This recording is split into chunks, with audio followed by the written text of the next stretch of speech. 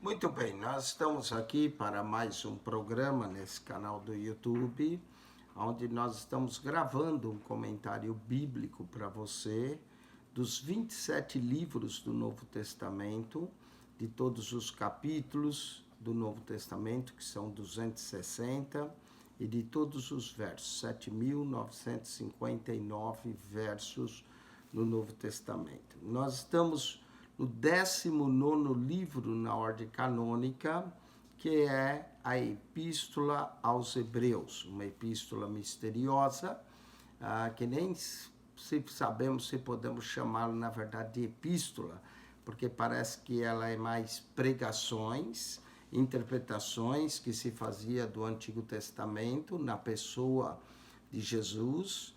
Diz Orígenes que a epístola começa com pregações, vira tratado e termina como epístola, não é?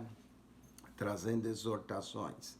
A epístola faz várias alusões ao Antigo Testamento. É o livro que é escrito mostrando a interpretação que se fazia dos Salmos, a interpretação que se fazia de Cristo. O autor é profundo. Graças a essa epístola nós sabemos o que Jesus está fazendo no céu antes do seu retorno.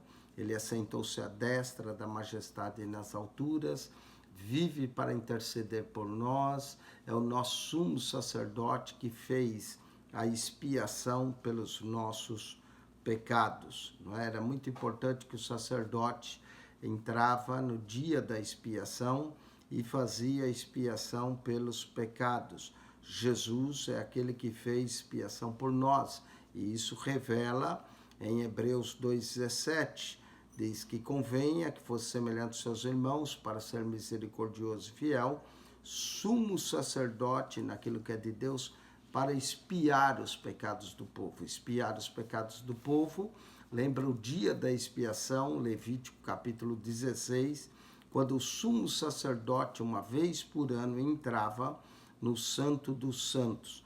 Cristo vai entrar no santuário celeste e vai fazer a expiação pelos nossos pecados, não com sangue de touros ou de bodes, mas com seu próprio sangue. Então, o escritor de Hebreus nos revela essa verdade profunda. O escritor também revela que Cristo é superior aos anjos. Todos os anjos de Deus o adoram. Os israelitas criam que a lei tinha sido entregue a Moisés por intermédio de anjos, pois Cristo é superior a anjos. E aí depois ele compara, depois de dizer que Cristo é superior, ele compara também com Cristo superior a Moisés. Moisés é servo na casa, Jesus é o filho. E ele compara também a peregrinação do povo de Israel com a peregrinação do crente, caminhando para Canaã celestial, para esse descanso. E ele teme que, assim como Israel não entrou na terra prometida, que alguns também não entrariam, porque Deus jurou na sua ira, não entrarão no meu repouso. E agora ele está dizendo que ainda nos resta um repouso. Esse repouso, esse nosso sábado é Cristo. E agora no capítulo 4 de Hebreus, nós vamos continuar esse estudo. Ele diz assim: temamos, pois, que porventura, deixada a promessa de entrar no seu repouso, parece que algum de vós fique para trás. Está vendo? Assim como o povo de Israel, alguns ficaram para trás, ficaram no deserto. Ele está dizendo que temamos, pois, que porventura, que alguns deixem a promessa, que alguns voltem para trás, como o povo de Israel, que foi duas causas que ele revela que foi a que impediu os israelitas entrar, foi a desobediência e a incredulidade. A incredulidade é terrível, não é? A incredulidade é o que impede o homem de ser salvo. Jesus disse: ide por todo mundo e pregai o evangelho a toda criatura. Quem crer e for batizado será salvo. Quem não crer já está condenado. A incredulidade é um dos pecados mais terríveis do ser humano. E por causa da incredulidade de voltarem atrás, ele diz: temamos, pois, que porventura deixada a promessa, que alguns estavam deixando a promessa da salvação em Cristo e de entrar no seu repouso, pareça que alguns de vós fiquem para trás, porque também a nós foram pregadas as boas novas, como a eles. Quando Paulo fala a nós e a eles, ele está dizendo nós, judeus, eles, gentios, mas a palavra da pregação nada lhes aproveitou, porquanto não estava misturada com a fé. Quando a palavra é pregada, ela tem que estar misturada com a fé daquele que prega e a fé daqueles que ouvem, porque não adianta ter fé o que prega se os que ouvem não têm fé. Então, a salvação é um presente de Deus. Nós somos salvos pela graça, mas por meio da fé. Então, é importante que na pregação, quanto aos que pregam, quanto aos que ouvem, esteja misturada com fé naqueles que ouviram. Tá vendo? A fé tem que ser do ouvinte. O ouvinte tem que ouvir a palavra e tem que crer. Se há um coração duro, incrédulo, ele é impedido de crer. A incredulidade impede o homem de ser salvo. Por isso é um dos piores pecados que existe, o pecado da incredulidade. Porquanto não estava misturada com a fé naqueles que ouviram. Verso 3. Porque nós, o que temos crido, entramos no repouso. Tá vendo? Para entrar no repouso de Deus tem que crer, assim como também Josué e Caleb creram e, portanto, entraram no repouso. Nós também, aqueles que cremos, vamos entrar no repouso. Tal como disse, assim, jurei na minha ira que não entrarão no meu repouso, embora as suas obras estivessem acabadas desde a fundação do mundo. Então, Deus jurou na sua ira que eles não entrariam. Por quê? Por causa da desobediência, da incredulidade. O escritor de Hebreus vai nos trazer uma verdade muito grande no capítulo 11, verso 6 da sua carta. Ele vai dizer que sem fé é impossível agradar a Deus. Sem fé é impossível agradar.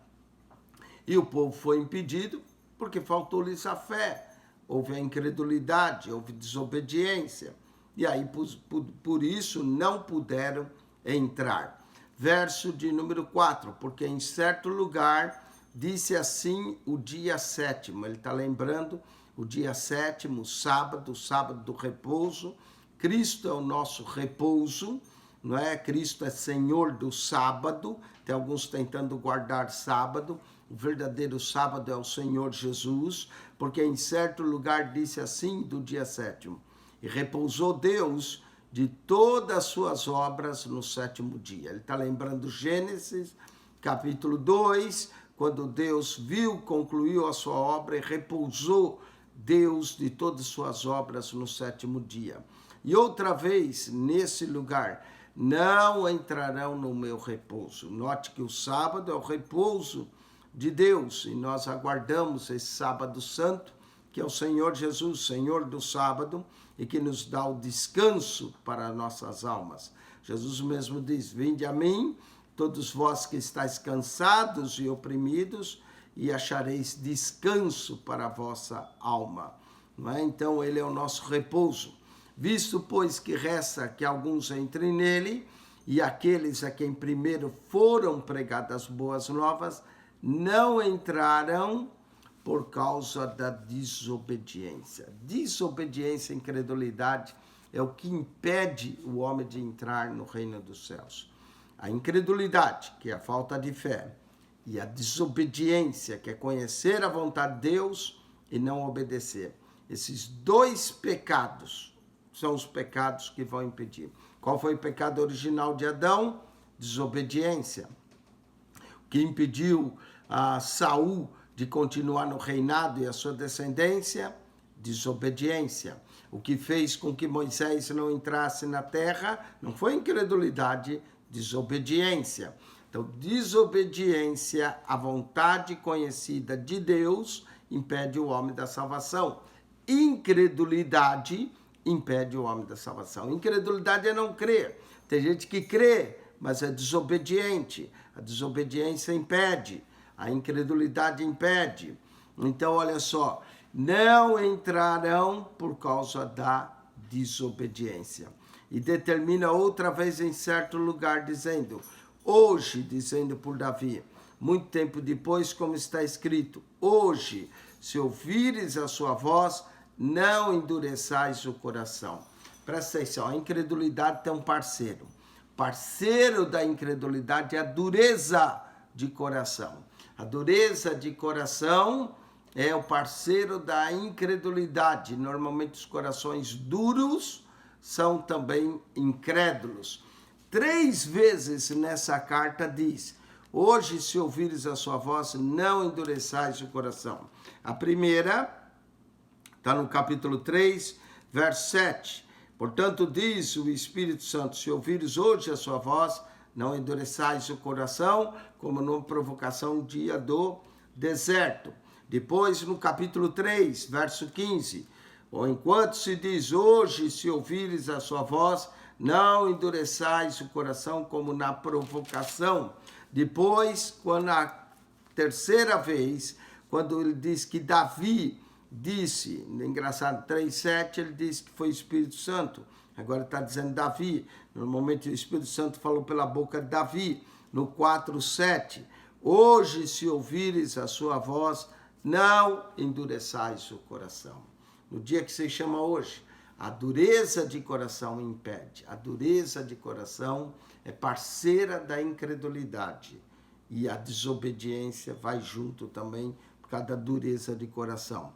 Portanto, porque se Josué, presta atenção ao verso 8, porque se Josué lhes houvera dado repouso, não falaria depois disso de outro dia.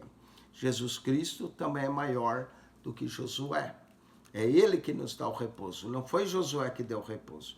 Josué introduziu o povo na terra, mas quem deu o repouso foi Cristo. Quem nos dá o repouso é Cristo.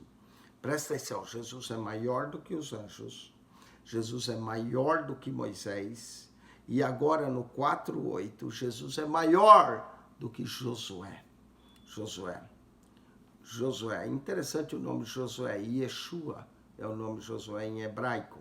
É o mesmo nome de Jesus em hebraico, Yeshua. O Yeshua, sucessor de Moisés, introduziu o povo na terra, mas não lhes deu descanso. Quem dá o verdadeiro descanso é Yeshua, o Salvador. Não é? Porque se Josué lhes houvera dado repouso, não falaria depois disso de outro dia.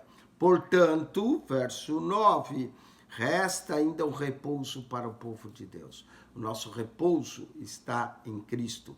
Vinde a mim, todos vós que estáis cansados e oprimidos, e achareis descanso para a vossa alma. O nosso repouso está em Cristo, porque aquele que entrou no seu repouso, ele próprio repousou das suas obras como Deus das suas. No caso, Cristo vai entrar no repouso de Deus e nos leva ao repouso.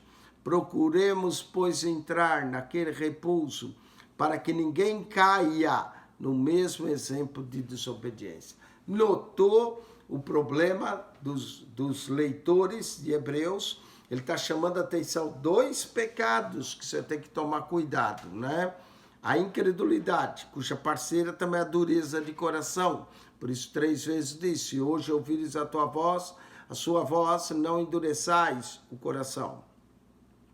E a desobediência, ele está batendo no ponto da desobediência. O desobediente é impedido de entrar. O desobediente às vezes até crê em Deus, mas desobedece. Quando desobedece, como Moisés, deixou de entrar, não é? Para que ninguém caia no mesmo exemplo de desobediência. Tomemos cuidado. Paulo diz em 1 Coríntios 10 que tudo que foi escrito para que nosso exemplo, para que nós não cobicemos as coisas más como eles cobiçaram. E num só dia caiu 23 mil do povo. Então, o exemplo de desobediência. Aprenda com o exemplo de desobediência. Você não precisa ser desobediente. Aprenda com o exemplo da desobediência de Israel. Diz que há 3 tipos de pessoas: ao tolo, que nunca aprende, ao homem inteligente que consegue aprender com seus erros e ao sábio. O sábio aprende com os seus e com os dos outros. Ele não precisa errar para saber que é errado.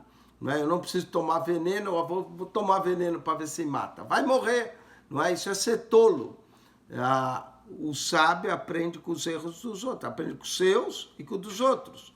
Nós podemos aprender com a desobediência de Israel, para que nós não desobedecemos como Israel desobedeceu. Amém? Exemplo de desobediência. E agora vem o estímulo. A carta, presta atenção, a carta segue de uma doutrina, depois a doutrina, depois trazer o ensino, tem uma advertência, depois dessa advertência tem um estímulo. Vamos ver o estímulo. O estímulo está em Hebreus 4:12. Porque a palavra de Deus é viva e eficaz e mais penetrante que qualquer espada de 2 gumes, e penetra até a divisão da alma e do espírito, e das juntas e médulas, e é apta para discernir os pensamentos e intenções do coração. Que verso maravilhoso, Hebreus 4:12, esse verso de forma maravilhosa apresenta a palavra de Deus como viva. Primeira qualidade da palavra de Deus, é viva. Não é morta. A palavra de Deus, ela é viva. Ela continua falando conosco. Passe os céus e a terra, mas a palavra de Deus permanece. Ela é viva. Ela é viva como Cristo é vivo. A palavra de Deus é viva. Ela só é morta para aqueles que não lê. Ela só está morta para aqueles que não crê. Mas para aqueles que crê, a palavra de Deus, ela é viva.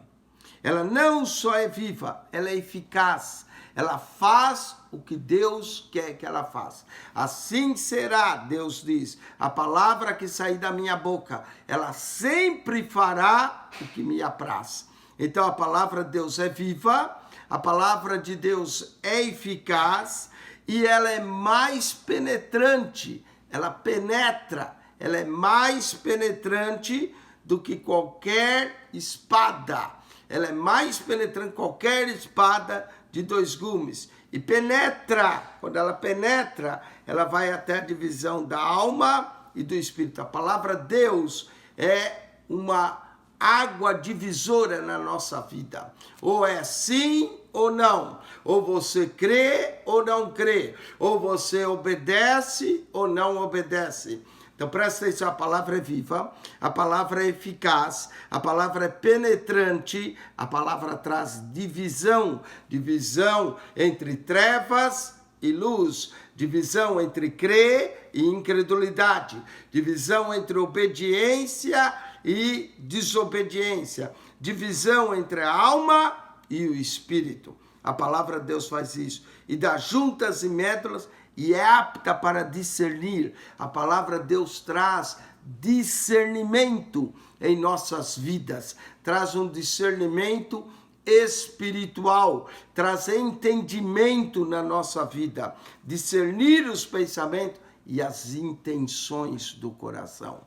A palavra revela o que vai no coração. A palavra é viva, a palavra é eficaz, a palavra é penetrante, a palavra é divisora, a palavra traz discernimento, a palavra traz revelação e revela as intenções verdadeiras do coração. Que palavra viva, que palavra eficaz, que palavra penetrante, que penetra até a divisão da alma e do espírito, junta-se médula apta para discernir os pensamentos, intenções do coração. E não há criatura encoberta diante dela. Ninguém se encobre diante da palavra de Deus. Não há ninguém que se esconda da palavra de Deus. Antes, todas as coisas estão nuas e patentes. Todas as coisas estão nuas e patentes diante da palavra. Aos olhos daquele com quem temos de tratar. Hebreus diz que um dia nós vamos tratar com Deus. Aliás, em Hebreus 9:27 diz, aos homens está determinado morrer uma só vez, segue-se depois disso o juízo.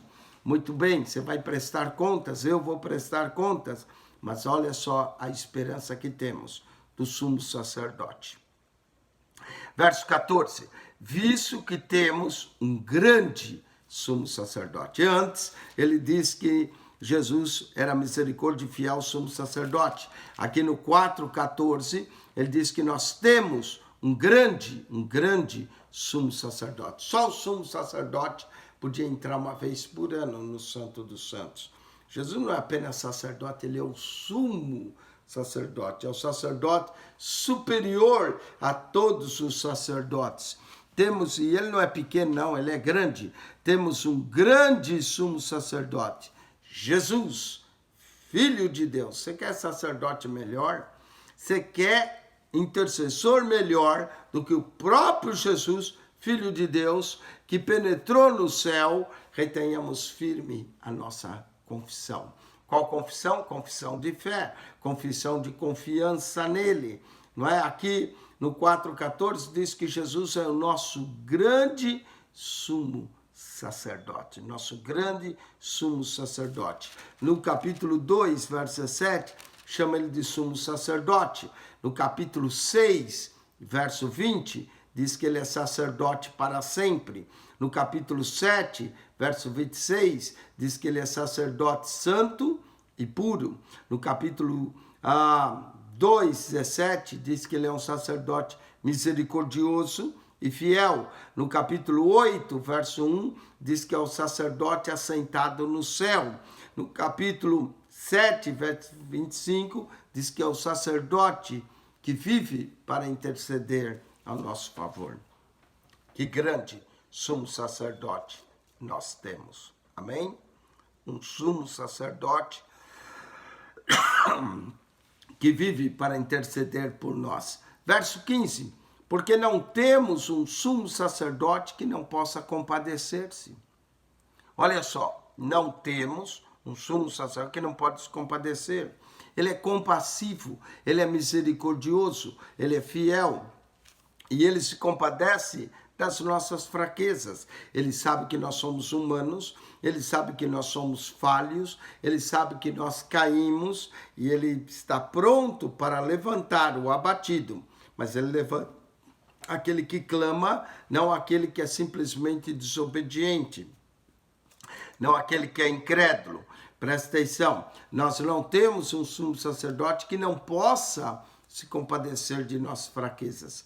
Porém, um que, como nós, em tudo foi tentado, em tudo foi tentado. Não há tentação que você passe que Jesus não passou.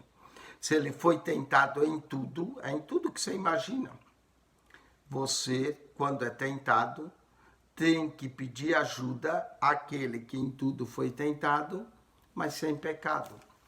Presta atenção, Jesus em tudo foi tentado, mas sem pecado. Então Jesus venceu o pecado. Jesus venceu o mundo, Jesus venceu o pecado, Jesus venceu a morte, Jesus venceu o diabo, diz o capítulo 3, que ele, no capítulo 2, né, diz que ele aniquilou, 2,14, diz que ele aniquilou o que tinha o império da morte, isso é o diabo. Então, presta atenção, Jesus venceu o pecado, Jesus venceu o mundo, Jesus venceu a morte, Jesus venceu o diabo, Jesus venceu o inferno, Jesus venceu as enfermidades. Nós podemos pedir ajuda para ele, para também vencer um pouquinho, não é? Peça ajuda para quem venceu o pecado, quando você for tentado. Cheguemos então, pois com confiança ao trono da graça. Note que o trono é não só o trono de Deus, mas é o trono da graça, da onde flui a graça, da onde flui o favor imerecido de Deus. Nós não merecemos, mas a graça flui desse trono para que possamos alcançar misericórdia. Você pecou, você errou, nós somos pecadores. Vai ao trono da graça para que você alcance misericórdia e ache graça a fim de sermos ajudados em tempo oportunos. Presta atenção, Cristo nos oferece ajuda, nos oferece seu amor, sua graça, seu perdão, sua misericórdia. Não é tolice a gente rejeitar tudo isso? Não sejamos orgulhosos, não queremos resolver nosso problema por nós mesmos. Cheguemos ao trono da graça, chegamos com confiança para que possamos alcançar misericórdia e achar graça, esse favor imerecido, e a fim de sermos ajudados em tempo oportuno. Presta atenção no que o escritor está dizendo. Ele está dizendo aos seus leitores: vocês estão tentados a deixar Cristo, vocês estão tentados a perder essa salvação, a deixar de entrar nesse repouso. Vá ao trono da graça, peça ajuda, alcance graça, alcance misericórdia, alcance ajuda no tempo oportuno. Cristo está pronto a nos ajudar, a nos amar, a estender a sua mão para nós. Ele está sentado no trono da graça. Ele é o nosso sumo sacerdote, que vive para interceder por nós. Que carta maravilhosa! Como é que o escritor de Hebreus escreve essas coisas tão profundas para o seu povo entender que Jesus é o sacrifício, que Jesus é o nosso sumo sacerdote, que é a Ele que nós devemos a nossa fidelidade e a Ele que nós devemos nos achegar para encontrar ajuda. Com isso, nós concluímos mais um capítulo 4 de Hebreus, aonde nos adverte para não deixarmos entrar nesse repouso, nos adverte que ainda há um repouso, que Cristo é maior do que Josué, que a palavra de Deus, presta atenção, é viva, é eficaz, é penetrante, traz um divisor em nossa vida, na nossa alma, no nosso espírito, traz discernimento, ela é reveladora, ela revela as intenções do coração, não é? Nós temos esse grande sumo sacerdote que penetrou nos céus. Retenhamos firme a nossa confiança, a nossa fé nele e nos acheguemos a ele para alcançar ajuda em tempo necessário. Aquele que foi tentado em tudo, mas sem pecado, pode nos dar vitória sobre o pecado, pode nos socorrer, pode nos ajudar, pode mostrar a sua misericórdia e nos conceder graça sobre graça. Quem esteve convosco, mais uma vez, pastor Eugênio Piacentini. Que a graça de nosso Senhor Jesus Cristo seja contigo. O amor de Deus, nosso Pai, e a comunhão do Espírito Santo. Deus vos abençoe ricamente em Cristo Jesus. Amém.